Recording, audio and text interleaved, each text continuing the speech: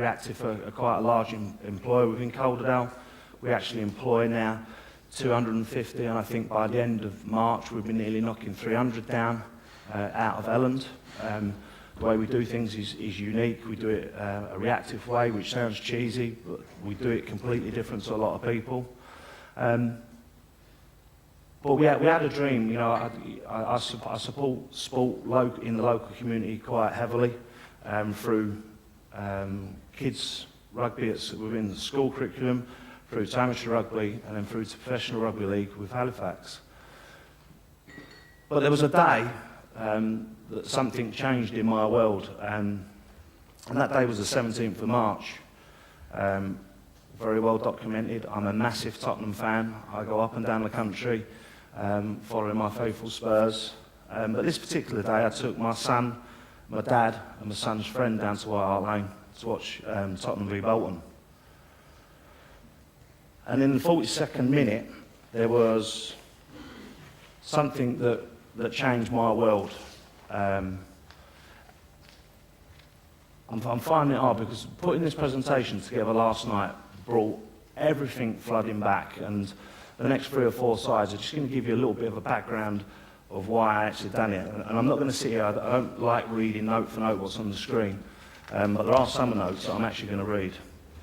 On the 42nd minute of this game, Fabrice Murumba appears to have suffered a very nasty injury. I'm not sure what's happened, but I can tell you that the grave tone of the commentator, John Champion, the body language of the players, this is extremely serious. In the 44th minute, there's a woman crying in the crowd. This is horrific. The whole crowd is completely silent. 45+1, after a brief chant of Fabrice's name, and I have to say, in all the sporting events I've been all around the world, the most humbling chant I've ever heard. You know, both sets of fans cheering for Fabrice was quite incredible. 45+2, which is a little bit where I'm going, a defibrillator has been used. This is just horrible. 45+3, it does not mean that he's been resuscitated. Apparently, they are still attempting to do this. Then it goes to 6:21. The ground is completely silent. When I was doing this last night, it absolutely brought all these memories back of how I felt that night. 6:22. I didn't see what happened, but Murumba apparently collapsed with no one near him.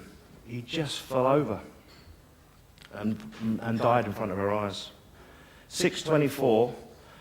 Fabrice is fighting for his life. And he really was. You know, if anyone that's seen the footage, if the doctor hadn't have jumped out of the crowd, I think Fabrice would have died. I think it would have been a completely different story. 6:38, the crowd are slowly, solemnly filling out the ground. John Champion, the ESPN commentator, is talking about players who have died and collapsed on the field. Both he and the presenter, Rebecca, say they are fearing the worst. I'm pretty lost for words at the minute. And then 6:56, Bolton actually released a short statement. Bolton Wanderers can confirm that Fabrice Murumba has been taken to hospital following his collapse at White Hart Lane this evening during the FA Cup quarter-final. There is no further information at this stage. But when you look at Fabrice's condition and what he had, that could have been, they could have done something about that. That day never actually had to come. So that's why we decided to start Heartbeat of Sport. Heartbeat of Sport was actually founded in October 2012. Anyone that's thinking of developing a charity or founding a charity, be prepared. It is the hardest thing I have ever had to do.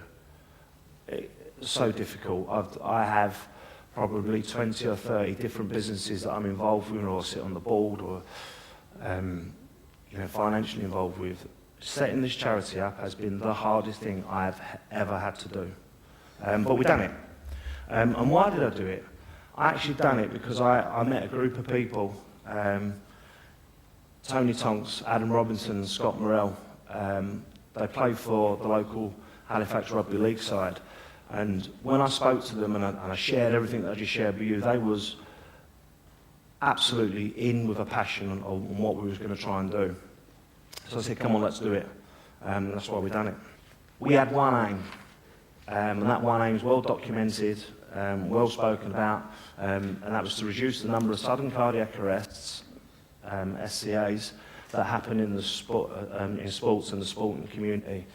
You know, it's very easy for me because my networking with rugby league is probably second to none at the moment.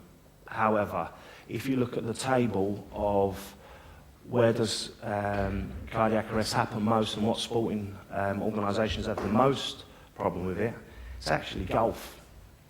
If you think about it, you could be on the 5th or the 13th tee, teeing off, and you are a country mile away from help. And you'll be so surprised, you know, I'm not going to name the golf course, but, you know, we went in there, we actually held a great big event with them, and they didn't have defibrillators on site, and once I told them the stat, they still didn't have a defib, and, you know, it's so hard. But, that, you know, if we look at the people that play golf, and we look at the age group of golf, you know, it's easy to see.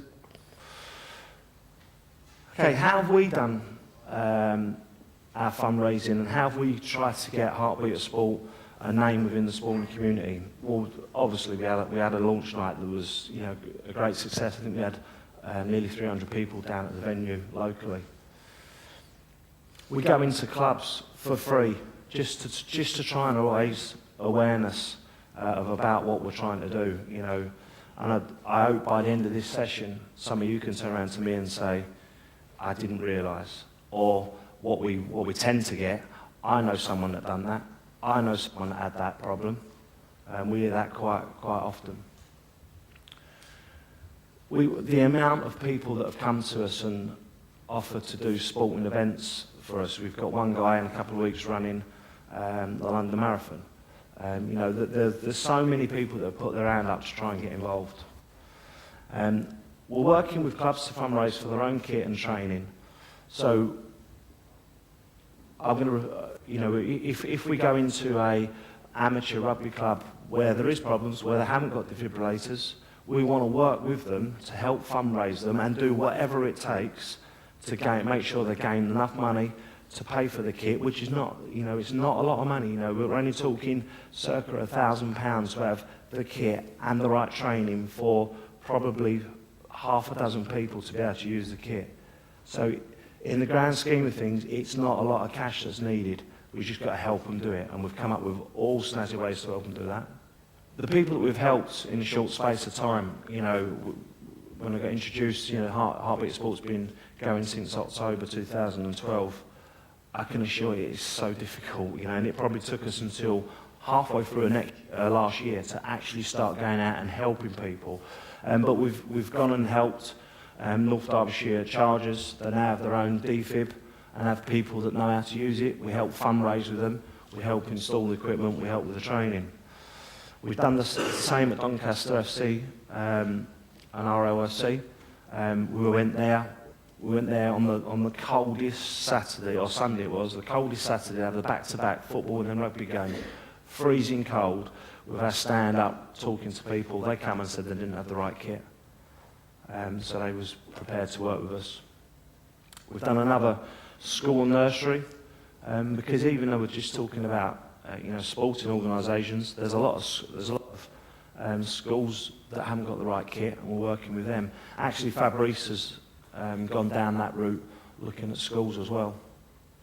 And Driglington Rugby League Club, we've done the same with them, gone in, helped them fundraise for their kit, and delivered and installed defibs and training.